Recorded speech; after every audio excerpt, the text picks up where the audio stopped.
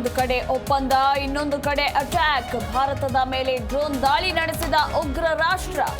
ಭಾರತೀಯ ಸೇನೆ ಏಟಿಗೆ ಪತರುಗುಟ್ಟಿದ ಪಾಕಿಸ್ತಾನ.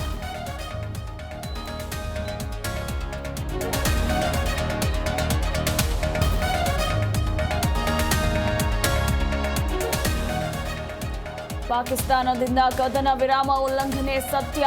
ಮುಂದಿನ ದಿನಗಳಲ್ಲಿ ಇದಕ್ಕೆ ಪ್ರತ್ಯುತ್ತರ ನೀಡುತ್ತೇವೆ. ವಿದೇಶಾಂಗ ಕಾರ್ಯದರ್ಶಿ ವಿಕ್ರಮ್ ಸಿಂಗ್ ಎಚ್ಚರಿಕೆ.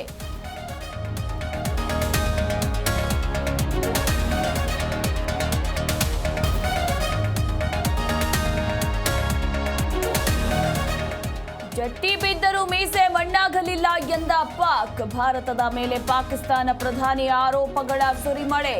ಟ್ರಂಪ್ಗೆ ಥ್ಯಾಂಕ್ಸ್ ಎಂದ ಪುಕ್ಲು ರಾಷ್ಟ್ರ.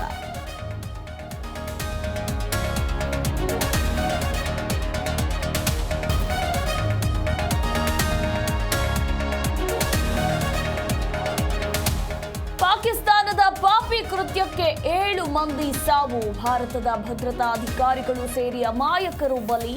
ಭಾರತೀಯ ಸೇನೆಯಿಂದ ಅಧಿಕೃತ ಹೇಳಿಕೆ.